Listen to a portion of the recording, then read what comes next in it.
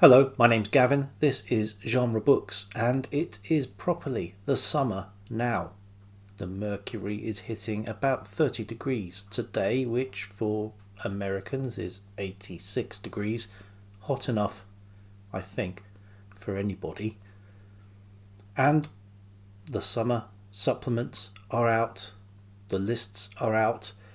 Some of these lists aren't even written by AI, but there are endless lists for an endless summer of beach read recommendations. If your attitude towards endless summer days and beach reads is a bit like mine, that is to say, a vampire that has left their factor 50 in their spare coffin, this may be the list for you, the top 10 list of increasingly inappropriate beach reads for summer 2025. Number 10, Robinson Crusoe by Daniel Defoe. This is a long beach holiday. Crusoe goes on close to 30 years. And he can't say he didn't see it coming. The shipwreck that maroons him on a desert island is not his first shipwreck, but he decides to keep going on ships until this happens. He was just simply looking to buy some slaves for his plantation, and in a heavy hint from the Almighty, finds himself marooned. Not to be downhearted, Robinson Crusoe perseveres alone on this desert island until he finds a companion, someone he can try to enslave, his man Friday. He converts him to Christianity and basically treats him like a servant. For extra holiday laughs, when they are finally rescued and returned to what passes for civilization, they go on a quick road trip around Europe and shenanigans ensue. But it's the desert island bit that people tend to remember. Number 9, On Chzel Beach by Ian McEwan. This is quite a short novel. This is possibly novella length. And like the subject matter, it is all over far too soon. We are following the first night of, I struggle to say wedded bliss, for a couple of virgins in 1960s United Kingdom. There's a fair amount of worry, anxiety, angst and dysfunction on display here. But where better place to display all these foibles than on a beach in Dorset? At number 8, The Sea by Iris Murdoch, a chunkier book than On Chzel Beach and a 500-page book which purports to be a memoir of a very unreliable narrator, Charles Araby. He is a former theatre director, actor and playwright who has retired to the coast. He's not only retiring from his job, but he wants to really seclude himself away from life a little bit. He is not afforded this luxury. There are a stream of guests, acquaintances, old and new, including a near neighbour who he has had a long on-off relationship with. Number 7, The French Lieutenant's Woman, or The French Lieutenant's Woman, depending on your pronunciation, from John Fowles. We return to Dorset and to Lyme Regis on the Jurassic coast with an opening setting which is reminiscent of Jane Austen's Northanger Abbey.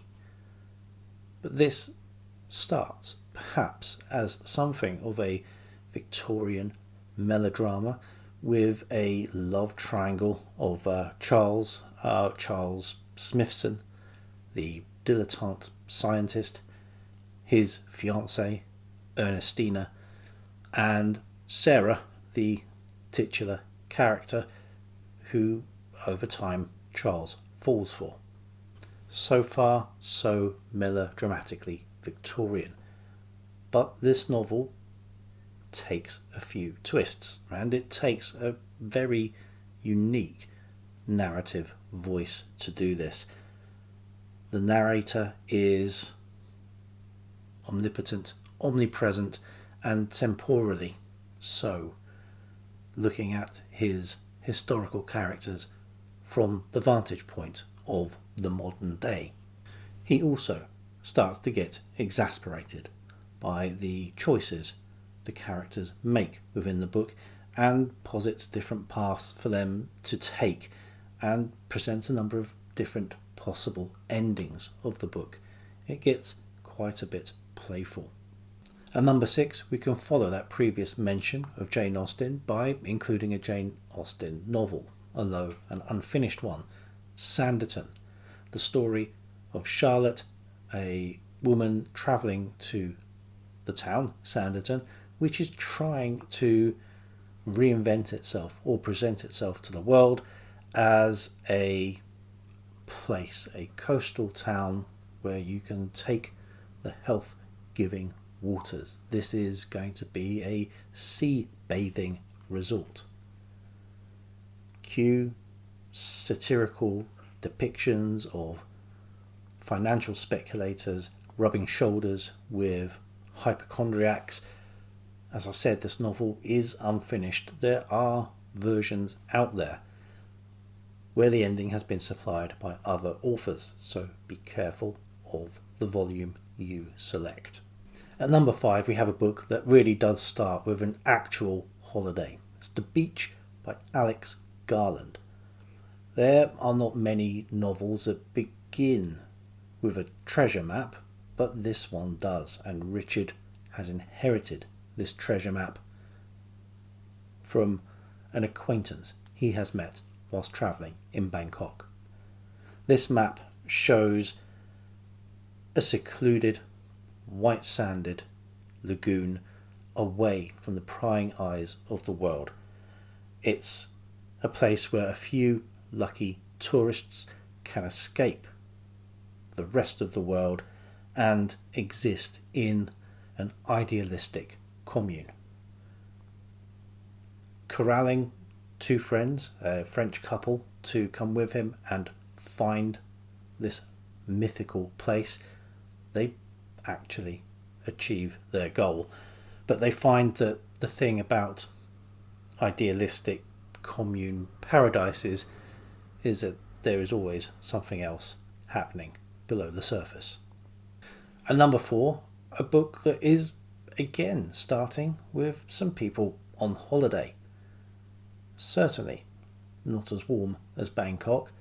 To the Lighthouse by Virginia Woolf is set on the Isle of Skye. I don't know a lot about the Isle of Skye. I know the Skye Boat song. I know they make Talisker there. And I know it doubled up as the Iron Islands in the Game of Thrones adaptation. But Virginia Woolf decided this would be an ideal location to set a holiday book. It's not a holiday book. Anyway, I digress. The Ramsays are on holiday on the Isle of Skye, and the intention is to go to the lighthouse, hence the title.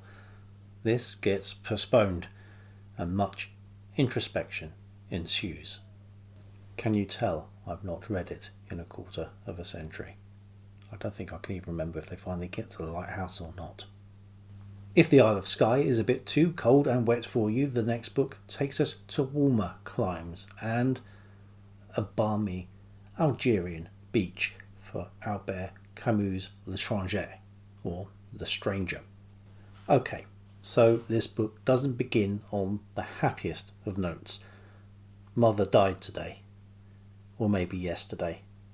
I can't be sure. But don't worry, it all goes completely downhill from that point on.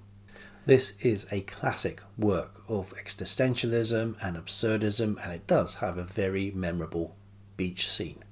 And nothing says fun like inspiring a song written by The Cure. We're at the top 2 now, and the beach reads are becoming ever more inappropriate, with Jaws by Peter Benchley, obviously the book that inspired the hit movie and the somewhat less of a hit movie franchise. This is the story of a shark just trying to make its way in the world, but people keep having issues with its dietary choices. And at number 1, we've got a very hot beach holiday. It's not so much a dry heat as it is a radioactive one, because it's On the Beach by Neville Shute. This the story of the last few remaining members of the human race, stuck in Australia, waiting for the radioactive clouds of a nuclear conflict to come and visit. It's a stone cold classic. I love this book, hence it being a number 1. Also, the least beach read book I can think of with the word beach in the title. But until next time.